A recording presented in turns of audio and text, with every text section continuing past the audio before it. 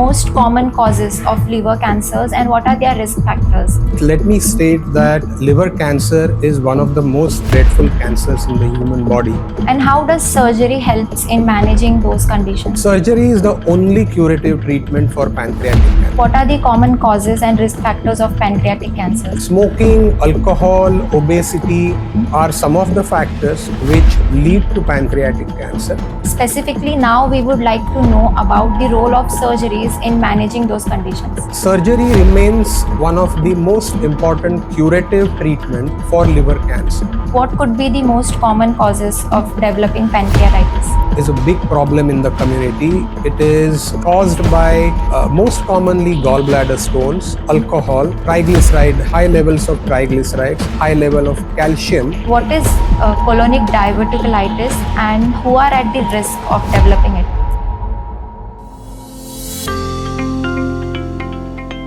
Hello, this is Neha here and welcome to Lilavati Hospital's official podcast series, where we bring you one step closer to expertise, innovation and patient care that define our institution. In today's episode, we are discussing about some critical conditions such as liver cancers, pancreatic cancers, pancreatitis, and colonic diverticulitis.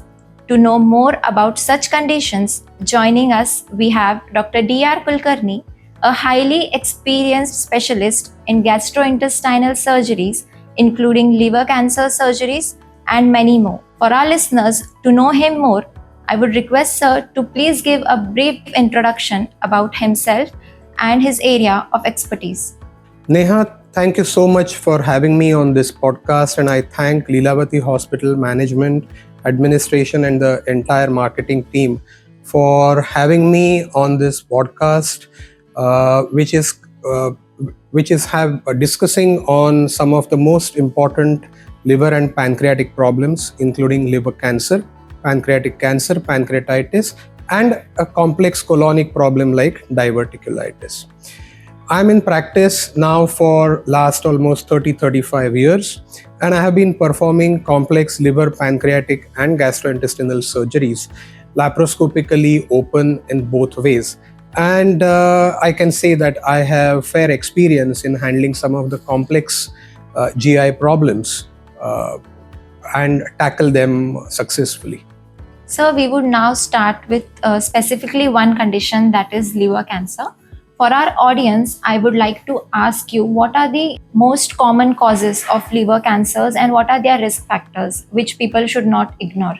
So at the outset, let me state that liver cancer is one of the most dreadful cancers in the human body and is the leading cause of cancer death in the world as well as Indian population. As far as the causes for liver cancer include, it is usually viral hepatitis like hepatitis B, hepatitis C, also alcoholic liver disease, and the one which is now becoming more and more prominent is non-alcoholic steatohepatitis.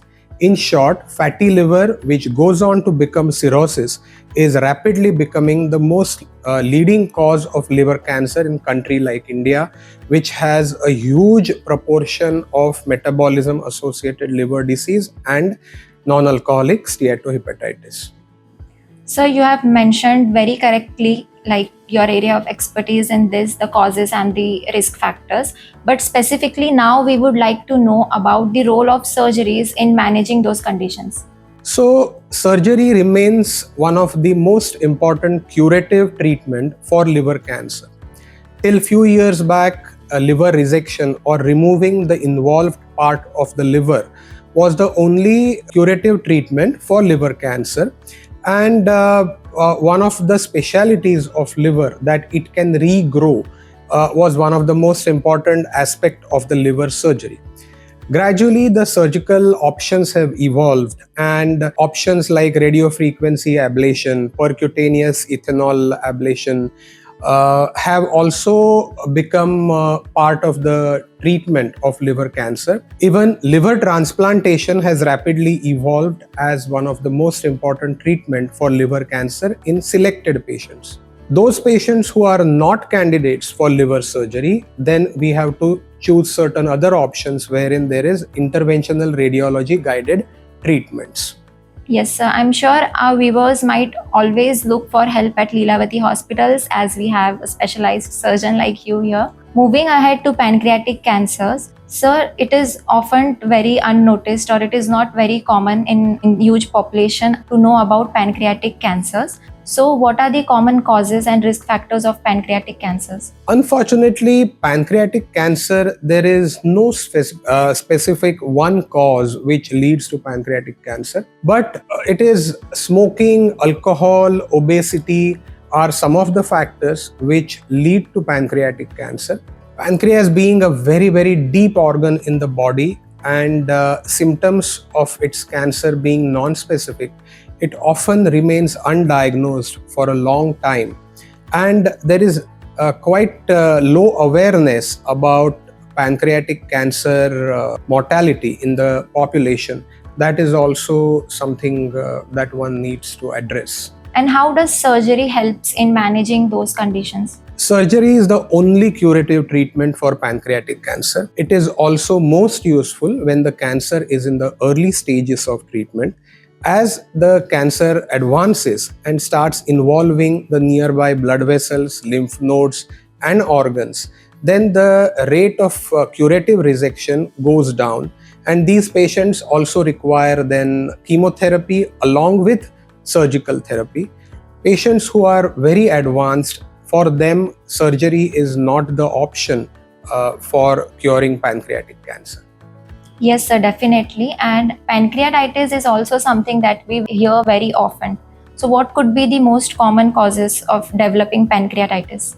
Pancreatitis is a big problem in the community. It is on two aspects. One is acute pancreatitis, wherein the pancreas develops suddenly severe inflammation and patient develops acute abdominal complaints like abdominal pain, vomiting, distension. However, most of the time these attacks subside over 4-5 days of in-hospital treatment, and the pancreatic structure and function comes back to normal. However, in the second type of pancreatitis, which is chronic pancreatitis, the damage to the pancreatic structure is permanent, and therefore even after the treatment the pancreas will never come to its normal structure and function. So acute pancreatitis is caused by most commonly gallbladder stones, alcohol, triglyceride, high levels of triglycerides, high level of calcium, and sometimes there are structural problems in the pancreatobiliary tree. These are the commonest causes for acute pancreatitis. Also, patients happen to be on many drugs in today's era. Some of these drugs themselves can cause pancreatitis. If there is severe pancreatitis, then gradually it evolves into chronic pancreatitis.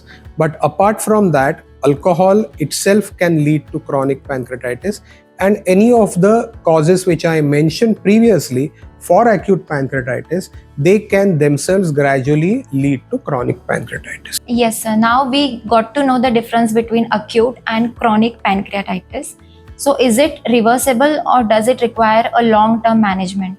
So, very nice question, Neha. Thank you for asking this question, because acute pancreatitis, about 80% of the patients, they will settle down over 4 or 5 days of treatment, but 20% patients will have severe acute pancreatitis.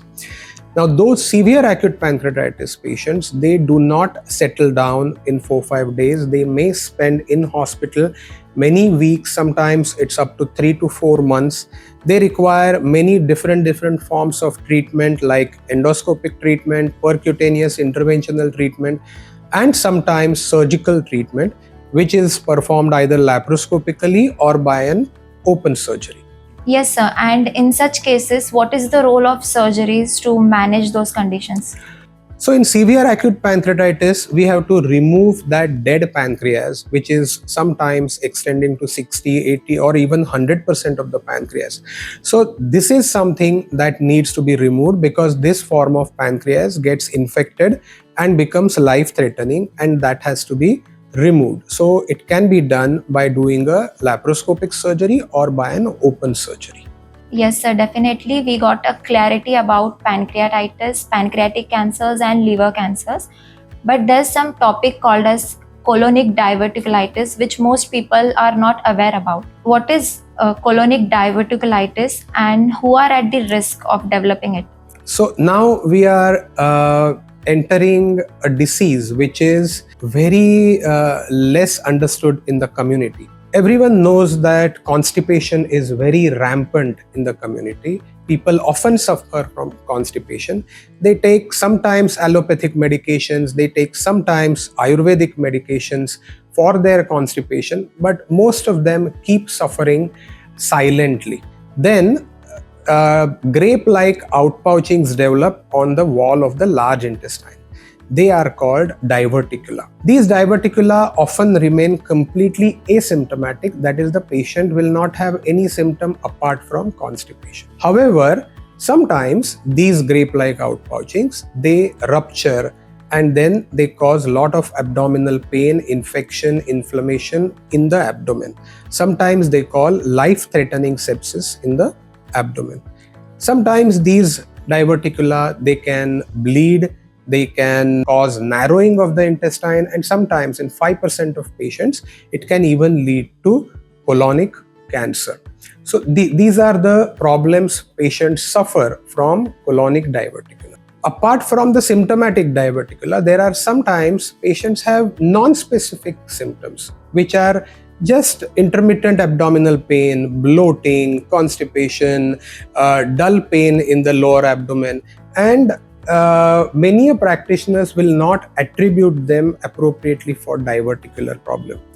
So these patients also should be treated as seriously as a severely symptomatic diverticular disease. So, talking about the treatment modalities, what is the role of surgeries in colonic diverticulitis? So, colonic diverticulitis, we try to treat them non-surgically whenever possible.